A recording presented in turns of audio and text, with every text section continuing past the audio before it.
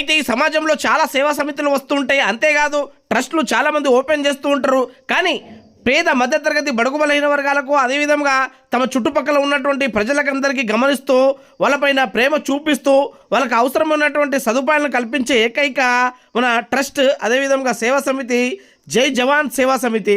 అవును, ఈ జై జవాన్ సేవా సమితి వారు ఈరోజు బైన్సపట్నంలో ఉన్నటువంటి ఏదైతే మునిం కాలనీ ఉందో అక్కడ జయశంకర్ గారి విగ్రహం ముందర తెలంగాణ కోసం పోరాడి జైలుకు వెళ్ళినటువంటి ఉద్యమకారులకు గుర్తించి వాళ్ళకు ఈరోజు అక్కడ సన్మానించడం జరిగిందన్నమాట. వాళ్ళకు సన్మానించి ఈ తెలంగాణ కోసం పోరాడినటువంటి మీరు ఈ నిధులు నీళ్లు నియామకాల కోసం పోరాడి ఈ పేద మధ్య బడుగు బలహీన వర్గాలకు అందించి వాళ్ళకి ప్రతి ఒక్కళ్ళకు తోడ్పాటు చేసినటువంటి మీ అందరికీ మేము సన్మానించుకోవడము మా సేవా సమితి తరపున మాకు చాలా సంతోషకరమైన విషయం అని అక్కడ తెలపడం జరిగింది. ఈ కార్యక్రమంలో భాగంగానే మన అధ్యక్షులు ఎనుపోతల మల్లేష్ గారు, భోజరామ్ గారు, గాలి రాజన్న గారు, వెంకటేష్ గారు, ప్రవీణ్ గారు, అదేవిధంగా తదితరులు ఇక్కడ వచ్చినటువంటి మన ఏదైతే రిపోర్టర్ ప్రమోద్ రెడ్డి గారికి, సుంకెట పోషెట్టి గారికి, గౌతమ్ పింగ్లే గారికి, డాక్టర్ రామకృష్ణ గౌడ్ గారికి, కొత్తూరు శంకర్ గారికి, మాణిక్ గారికి, సాహెబ్రావు గారికి సన్మానించడం జరిగింది.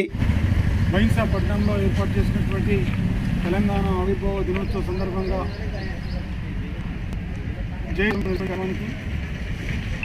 ప్రొఫెసర్ జయశంకర్ గారికి ముందుగా పూలమాలను అర్పించి తెలంగాణ ఉద్యమకారులను సన్మానం చేసినటువంటి సేవా సమితి యొక్క విపక్ష కార్యదర్శులకు, కార్యవర్గానికి తెలంగాణ ఉద్యమకారుల తరఫున ప్రత్యేక ధన్యవాదాలు తెలుపుతూ ఈ తెలంగాణ ఆవిర్భావ దినోత్సవ సందర్భంగా ప్రజలందరికీ నేను శుభాకాంక్షలు తెలియజేస్తున్నాను.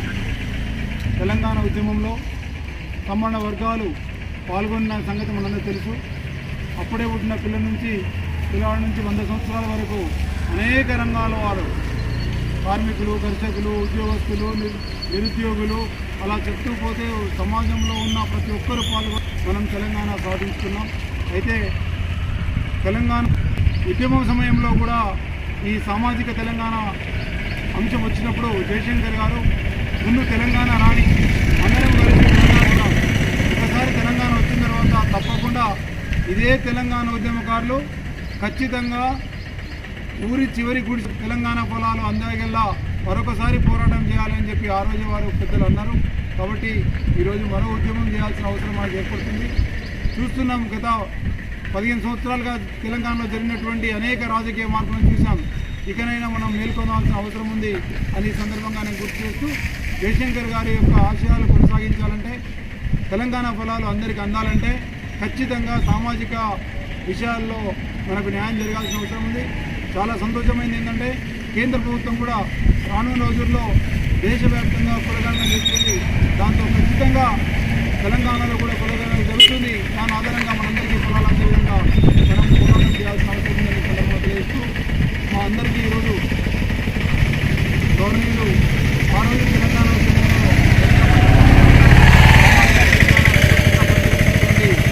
గవర్నీయులు పోషెట్టి గారు తెలంగాణ నిరుద్యోగ జేఏసీకి రాష్ట్ర వ్యాప్తంగా తిరిగి అందరూ చైతన్యం చేసినటువంటి శంకర్ గారు, తెలంగాణ ఉద్యమంలో ముందుండి భీమరావు గారు మరియు తగడే గారు ఈ సందర్భంగా మా అందరికీ సన్మానం చేసినటువంటి జై జవాన్ సేవా సమితికి నేను మరొకసారి కృతజ్ఞతలు తెలియజేస్తూ ధన్యవాదాలు తెలియజేస్తున్నాను. జై తెలంగాణ, జై తెలంగాణ, జై తెలంగాణ.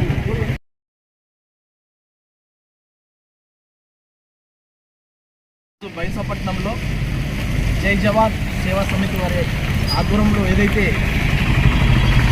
మంచి ఆలోచనతోటి ఈ ట్రస్ట్ను స్థాపించి పేద మధ్యతరగతి బడుగు బలైన వర్గాలు ఈ సమాజంలో ఎవరు కూడా ఒక పూట ఆకలితో ఉండద్దు, ప్రతి ఒక్కరికి ఒక నీడ ఉండాలి, ప్రతి ఒక్కరికి ఒక ఆసరా ఉండాలన్న ఆలోచనతోటి బైన్సపట్నంలో ఉన్నటువంటి మన మిత్రులు మాజీ బీజేపీ పట్టణ అధ్యక్షుడు మల్లేష్ గారు వాళ్ళ బృందము ఈ ట్రస్ట్ను స్థాపించడం జరిగింది. ఈ ట్రస్ట్ ద్వారా నిన్నని మనం చూడడం జరిగింది. నిన్న మొన్న సోన్ గ్రామానికి వెళ్ళి అక్కడ కూడా ఒక 10,000 రూపాయలు విరాళం ఇచ్చి అక్కడ ఉన్నటువంటి ఒక కుటుంబానికి ఆదుకోవడం జరిగింది.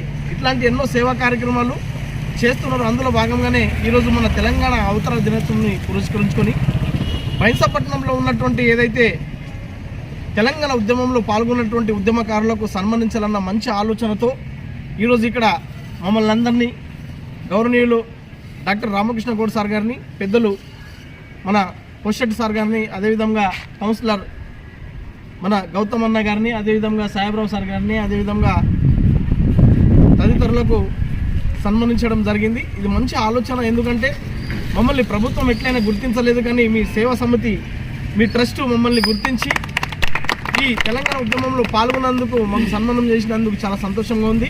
అదేవిధంగా ముదల్ నియోజకవర్గంలో ఉన్నటువంటి ప్రతి ఒక్కరికి మరోసారి ఈ తెలంగాణ రాష్ట్ర అవతర దినోత్సవ శుభాకాంక్షలు. మొదలుగా ఈరోజు తెలంగాణ ఆయుర్వేద దినోత్సవ శుభాకాంక్షలు అందరికీ. ప్రధానంగా మన బైసా పట్టణంలో తెలంగాణ కోసం అహర్నిశలు కృషి చేసిన ఇక్కడున్న ప్రతి ఒక్కరికి ఉద్యమకారులకు పేరు పేరున ప్రత్యేక ధన్యవాదాలు. అదేవిధంగా గతంలో ఉద్యమాలు ఏ విధంగా చేశామంటే, మిత్రుడు ఇప్పుడు మేము ఇక్కడ గౌతమ్ పింగ్లే ఉన్నారు, రామకృష్ణ గౌడ్ గారు ఉన్నారు, మేము ఉన్నాము, మాతోటి అందరు ఉన్నారు. ఆ రోజు నవంబరు దీనికోసం తెలంగాణ కోసం మేము నవంబరు జెండా ఆవిష్కరణ చేసుకుంటే ఒక కాంగ్రెస్ నాయకుడు, అప్పట్లో ఉన్న కాంగ్రెస్ నాయకులు బైక్ ర్యాలీ తీసుకుంటూ వెళ్తుంటే వారిని నిలదీయడం జరిగింది. చెప్పులు చూపించడం, గల్లా పట్టడం ఇది చేయడంతో మమ్మల్ని అందరికీ అరెస్ట్ చేసి తక్షణం వెంబడే మాకు నిర్మలకు అరెస్ట్ చేసి పంపారు. అప్పటికి మన ఉద్యోగ మిత్రులైనటువంటి టీచర్ వాళ్ళంతా మాకు ఇది వాళ్ళ షూరిటీ ఇచ్చి మాకు బయట పంపడం జరిగింది. ఆ తర్వాత నేను స్వయంగా తెలంగాణ ఉద్యమం ఢిల్లీ కూడా వెళ్ళడం జరిగింది. ఢిల్లీలో కూడా జంతర్ మంతర్ దగ్గర పెద్ద ఎత్తున కార్యక్రమం చేశాము. ఆ తర్వాత ఇప్పటికీ అది పెండింగ్ ఉన్నది మా మీద కేసు ఇంకా. కానీ ఇప్పుడు ఏమైందంటే, గతంలో మనం ఏం చేశాము, భౌగోళిక తెలంగాణ కోసం మాత్రమే పోరాడలేము. మనం ఇప్పుడు కావాల్సింది ఏమంటే సామాజిక తెలంగాణ కావాలంటాం. సామాజిక తెలంగాణ ఏమంటే మొన్న వరకు దూర పరిపాలించింది, ఇప్పుడు రెడ్డి పరిపాలిస్తుంది. ఇప్పుడు మాకు కావాల్సింది సామాజిక తెలంగాణ. సామాజిక తెలంగాణ ఏమంటే మన ఓట్లు, మన సీట్లు మన ఎంత ఉన్నా పోరాటం మనం చేస్తున్నాం. కానీ సమాజంలో ఎస్సీ బీసీలందరూ 80% మన బీసీలము ఎంత పోరాడుతున్నా కానీ అధికారం మాత్రం అది అగ్రవర్గ కులచీరలో అవుతున్నది. గతంలో మనమంతా పోరాడితే కనీసం ఒక చిన్న జాతి అంతా జనాభా లేని ఒక దొర పరిపాలించాడు. ఇప్పుడు దొరసాలు వచ్చి మన సామాజిక తెలంగాణ ఇది ఎంతవరకు సమాజం మనం ఇది గమనించాలని చెప్తున్నాం. ఇప్పుడు కవితకు వచ్చి తైతాకలు ఆడుతున్నాం. ఏమనంటే అయ్యో సామాజిక తెలంగాణ కావాలా, మరి అలా అయ్యన్నప్పుడు ఎటు పోయింది సామాజిక తెలంగాణ? ఈ రోజు ఎందుకు అంటున్నావు నువ్వు? ఆ కేసీఆర్ మోసం చేసిండు, మన దొరవారి పరిపాలన దొరసాని పరిపాలించాలని చూస్తున్నది. అదే అప్పుడు కోనరామరెడ్డి కూడా మేము కోనరామ నాయకత్వం పనిచేయలేను సార్ ఏమనంటే చూడైతే నేను బాధపడను, కానీ నేను సామాజిక తెలంగాణ కోసం 1 లక్షల బాపుతో పోరాడు ఆయన నాయకత్వం పనిచేస్తాం. ఆయన జీవించింది, ఆయన రథయాత్ర చేస్తే ఆయనతో తిరిగినాం. మేము అప్పటికి సామాజిక తెలంగాణ ప్రత్యేక ఒక విందు పెట్టుకున్నాం. ఇప్పటికి కూడా మా లక్ష్యం ఏంటంటే ఖచ్చితంగా బీసీలకు జనాభాలో బీసీలు 50% ఉన్నాయి కాబట్టి మేమెంతమంది మాకంతా వాటగాల సకల సామాజిక రంగాలు బీసీలకు కావాల్సింది ఒకటే బాట. మా అందరూ నినాదం ఒకటంటే బీసీలు రాజ్యాధికారం కావాలా, బీసీలు ముఖ్యమంత్రి కావాలా, బీసీ అన్ని రంగాల్లో సకల సామాజిక రంగాలు ఎదగాల. ఎందుకంటే ఈరోజు జనాభా లేని వాళ్ళు ఈరోజు పోరాటం చేస్తున్నారు. కానీ జనాభాలో మనమంతా ఎవరు వస్తే దొరచ్చా కథమో రెడ్డి వచ్చా కథ మొదలంటే మళ్ళీ ఈ రెడ్డి వచ్చా మళ్ళీ కథ మొదలైనట్టున్నది. మళ్ళీ పోరాడితే వాళ్ళే కొట్టుకున్న వాళ్ళే తిట్టుకున్న వాళ్ళే ఎక్కడ దుకాణం పెట్టుకున్న వాళ్ళ దుకాణాలు గిరాకీ చేసుకుంటారు. కానీ మన దుకాణం పెట్టుకుంటే మనం గిరాకీ చేసుకుంటే మనం రాదులైతలేము. మనకు కావాల్సిందంటే ఖచ్చితంగా బీసీలకు సామాజిక న్యాయం ఎంతవరకు జరగదు, సామాజిక ఎంతవరకు కాదు, ఖచ్చితంగా సామాజిక న్యాయం కోసం అందరూ కలిసికట్టుగా పనిచేద్దామని మీ అందరికీ విన్నవించుకుంటూ ఈ అవకాశం ఇచ్చినట్లు అందరికీ పేరు ధన్యవాదాలు.